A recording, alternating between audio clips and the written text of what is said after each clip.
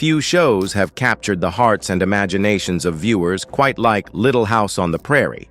Premiering in 1974, it transported us to the 19th century American frontier, where the Ingalls family navigated the trials and tribulations of pioneer life.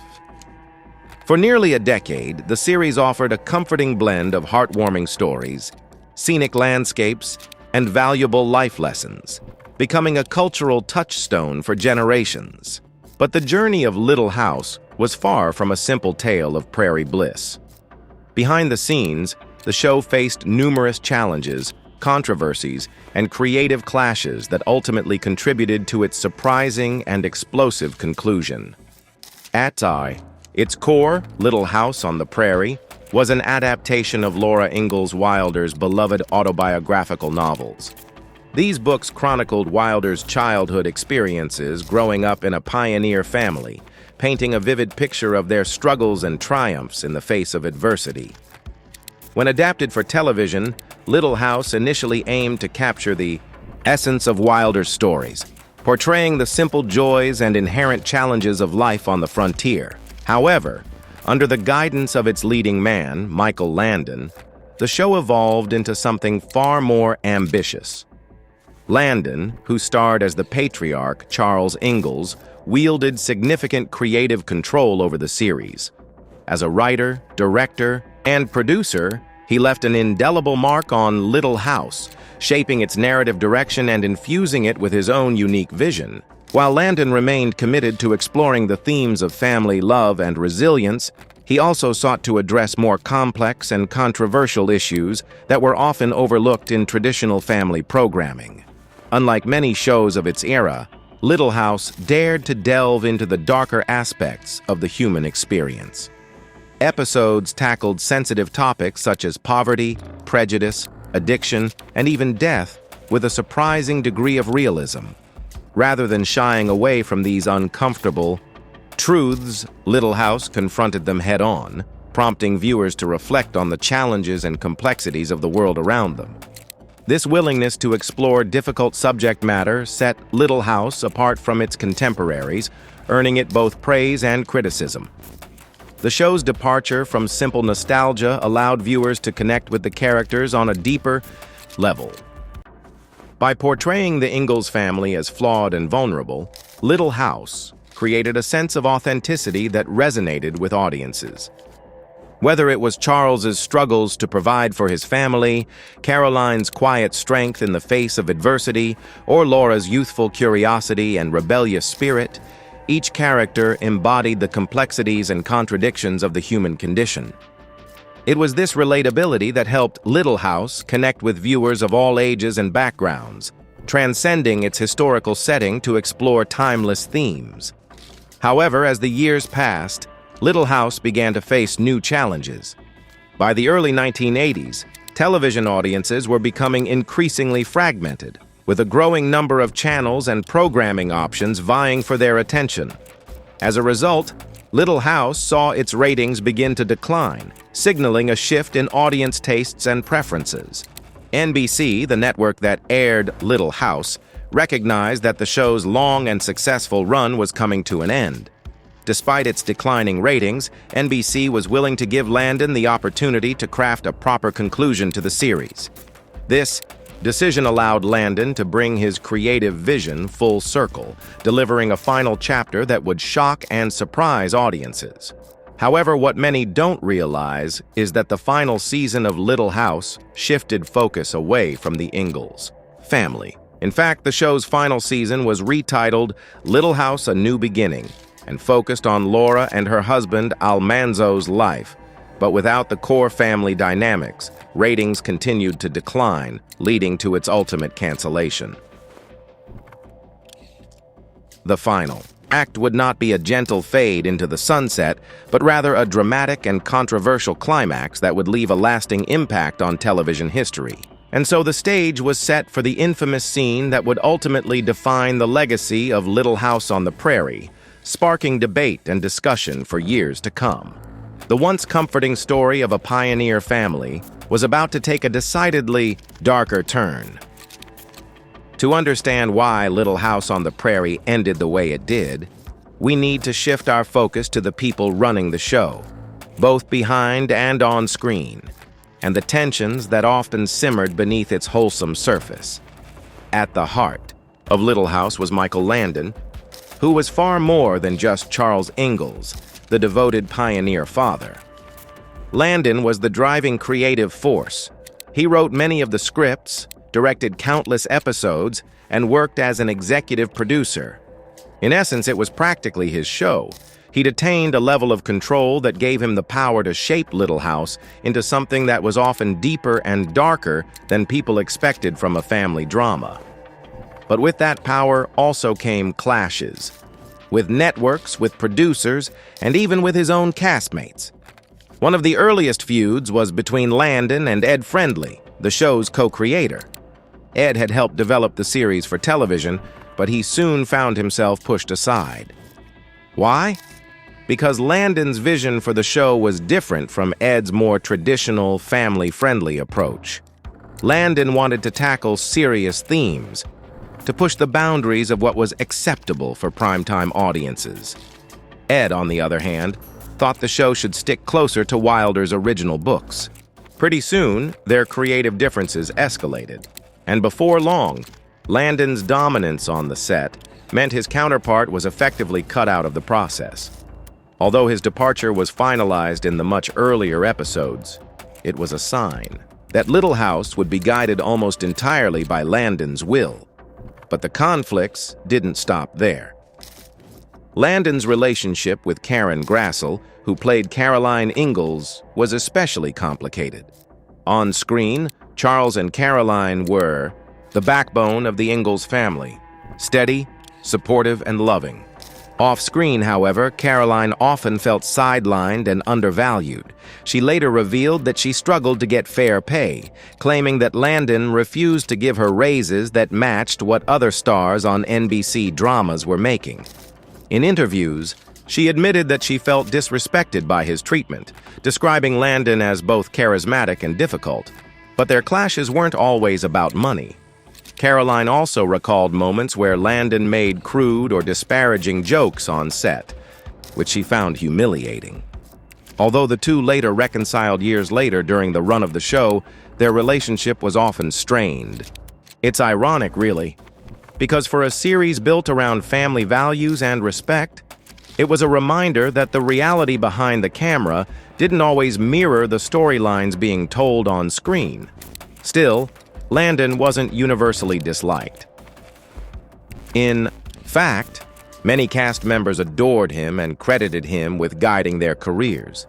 Melissa Gilbert, who played Laura Ingalls, often spoke of Landon as a father figure. She was just 10 years old when the series began, and Landon took her under his wing, protecting her in an industry that could have easily exploited her. Melissa described him as both stern and affectionate, a man who set high standards but also gave her a sense of stability. Yet even Melissa admitted that Landon's control was absolute. He had final say over storylines, tone, and casting decisions. That meant when feuds broke out, his voice was always the loudest. For example, Allison Arngrim, who played the infamous Nellie Olson, once shared how Landon could be blunt and intimidating if he felt actors weren't performing up to standard. And although she acknowledged that intensity was inspiring most times, it felt exhausting. Another feud worth mentioning came near the end of the show's run, when the network itself clashed with Landon. NBC was ready to move on from Little House, but Landon felt the series still had life left in it. Ratings were falling, but he believed that with the right storylines, audiences could be drawn back. NBC disagreed. To them, the series had run its course, and the best thing to do was to take it down. As expected, the two sides locked horns. Eventually, they reached a compromise to end Little House on the Prairie after its 9th season and continue with a short-lived spin-off, Little House, A New Beginning, which shifted focus to Laura and Almanzo. Without Landon at the center, however, the spin-off faltered, lasting only 1 season. These creative tensions with NBC also played a role in Landon's decision to destroy the Walnut Grove set. From his perspective, NBC hadn't respected the show's legacy, and he wasn't going to leave behind a set that could be casually repurposed. But while he comes across as a man willing to do anything to protect whatever he cherishes, Landon wasn't exactly the best guy back home. When he began working on Little House, he was a married man. However, his matrimonial vows weren't enough to stop his wandering eyes from landing on the show's makeup artist, Cindy Clerico. Unfortunately, while he was still married to his wife. At the time, he began an affair with Cindy. Unsurprisingly, the affair caused a little bit of a stir amongst the cast and crew. Not only was Landon having an affair while he was still married, but he was also 20 years younger than his new lover. As expected, the affair caused a strain in Landon's friendship with his castmates. However, as questionable as the love between the cheating duo was, it appeared to be real. They tied the knot in 1983 and remained married until Landon's passing in 1991. While Landon's relationship with Cindy eventually led to a lasting marriage, it wasn't without fallout. The affair left deep scars, particularly among his closest friends and co-stars, including Melissa Gilbert. Melissa had always viewed Landon as more than just a boss. After her adoptive father passed away, she grew close to the Landon family, especially since she was best friends with Landon's daughter, Leslie.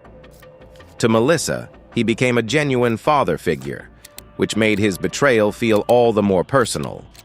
Hurt and disillusioned, Melissa held on to her anger for nearly a decade. For 9 years after Little House ended, she refused to reconcile with him. But time eventually softened the silence. She made a surprise appearance with Landon on The Tonight Show starring Johnny Carson, and in private, they finally made peace. Tragically, just a week later, Landon passed away from aggressive pancreatic cancer. Their reconciliation was brief, but at least it allowed them to close the chapter on better terms. But before we go about throwing stones at Landon, it's important to remember, too, that feuds weren't always hostile. Sometimes they depicted the passion of a cast and crew who cared deeply about the work. And truth be told, Little House demanded long filming hours, emotional performances, and often uncomfortable conditions on set. Cast members endured sweltering heat, heavy costumes, and challenging outdoor shoots. Frustrations naturally flared, but they also bonded over the shared struggle. Melissa Sue Anderson, who played Mary Ingalls, once described the experience as both grueling and rewarding, a show that tested its cast but also gave them unforgettable memories. For Melissa Anderson, one such memory is possibly the fact that she and co-star Melissa Gilbert never really got along. It's hard to believe, isn't it? But the BTS reality was very different from the on-screen portrayal. While the duo might have looked like the perfect pair and possibly even made real-life sisters envious of their relationship, the truth was that both of these young women never actually liked the other. Why? Well, the simple answer is that Melissa Gilbert couldn't bring herself to warm up to her co-star, even years later. In her memoir Prairie Tale, she didn't hold back, calling Melissa Anderson cold and stuck up. And Gilbert wasn't alone in that impression.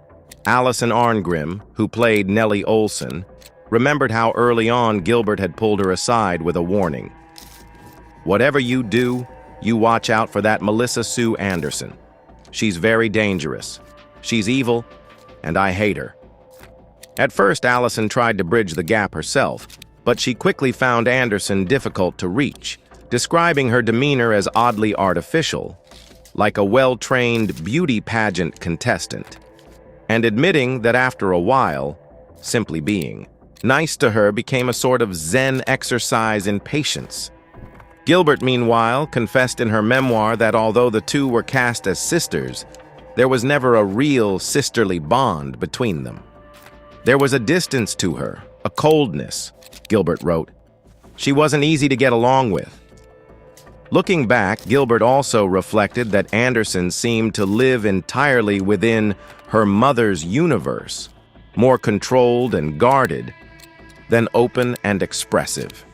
That same tension between appearance and reality extended beyond the cast's personal dynamics into the show's storytelling itself, because for all its reputation as wholesome family entertainment, Little House on Sea, the Prairie frequently waded into controversial waters. Beneath the pastoral imagery and heartwarming lessons, the series often stepped directly into sensitive territory, sometimes pushing boundaries in ways that were considered groundbreaking at the time, but which today feel questionable, even unsettling. 4. A show so often remembered as wholesome family entertainment, Little House on the Prairie didn't shy away from controversy. From episodes that tackled intimate assault and racism to romantic storylines that involved underage characters, Little House walked a fine line between daring television and problematic content. Looking back now, these moments depict just how much cultural standards have shifted since the 1970s and 80s. One of the most striking examples came in the two-part storyline Sylvia from Season 7. In this harrowing arc, the character Sylvia, a shy teenage girl, becomes the target of a masked, intimate assaulter who attacks her, leaving her pregnant. For a family drama airing in prime time, this was nearly unthinkable subject matter. Audiences tuned in expecting tales of resilience and morality on the frontier, not a brutal narrative about intimate violence and the stigma attached to pregnancy outside of marriage. The show portrayed Sylvia's trauma with unusual frankness for the era. She struggles with shame, secrecy, and the cruel judgment of others. For some viewers, the storyline was powerful and even ahead of its time, confronting a taboo subject with seriousness rather than dismissing it. But for others, it felt disturbingly out of place in a series often marketed as family viewing. Letters poured in, criticizing Landon and the producers for subjecting children to such dark themes. Today, many fans still debate whether Sylvia was a brave attempt to spark conversation or a deeply inappropriate storyline that forever darkened the show's tone. But Little House didn't only stir controversy with its depictions of trauma. Romantic storylines between adult and underage characters have aged especially poorly under modern scrutiny. The most famous example is the relationship between Laura Ingalls and Almanzo Wilder, played by Dean Butler. In real life, Laura and Almanzo did marry, and the age gap was historically accurate. On screen, however, the optics were very different. Melissa Gilbert was only 15 years old when she filmed Sweet 16, the episode where Laura finally captures Almanzo's heart. Butler, meanwhile, was 23. At the time, producers defended the storyline as faithful to the historical record, but the 8-year difference between the actors added an undeniable layer of discomfort. Melissa Gilbert herself later spoke about how awkward and vulnerable she felt filming romantic scenes opposite an adult man. While viewers in the late 1970s largely accepted the relationship as innocent and romantic, today such casting choices would almost certainly trigger widespread backlash, given current awareness about power dynamics and the responsibility of protecting underage actors on set. And Laura's storyline wasn't the only instance of questionable romantic plotting involving minors. Alison Arngrim's character, Nellie Olsen, was just 13 years old when she appeared in the Season 2 episode, Here Come the Brides. In the story, Nellie entertains romantic interest from an older teen boy, a plotline that, at the time, may have been brushed off as lighthearted or even humorous. Yet by contemporary standards, the idea of pairing a 13-year-old character with an older suitor on a family show feels deeply inappropriate. Alison herself has often spoken candidly about the strange dynamics she experienced as a young actress. Beyond matters of romance and sexuality, Little House also courted controversy when it turned to issues of race. In Season 3's The Wisdom of Solomon, the show tackled themes of racism and slavery through the story of a young black boy named Solomon who asks to be adopted by the Ingalls family because he believes a white family will offer him a better life. The episode was lauded by some viewers for daring to address racial inequality on a popular family show, especially at a time when many series avoided such discussions altogether. Yet others criticized it for oversimplifying the harsh realities of racism and for framing the issue primarily through the perspective of white saviorism. While Landon's intention may have been to spark empathy and deliver a moral lesson about equality in execution, the episode reflected the limitations of its time, along with a sentimental resolution that glossed over deeper systemic issues. Taken together, these controversial storylines pretty much show the complicated legacy of Little House on the Prairie. On the one hand, the show was undeniably bold in its willingness to step outside the expected boundaries of family television.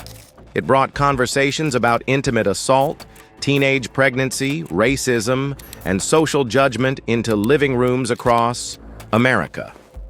For many viewers, this was their first exposure to such difficult topics, and the show's handling of them, even if flawed, was seen as courageous. On the other hand, the series often stumbled when judged by modern standards, either by placing young actors in questionable situations or by approaching serious issues with a lens that now feels outdated. So, how did the public feel about it all? The ups, the downs, and eventually the end. The end.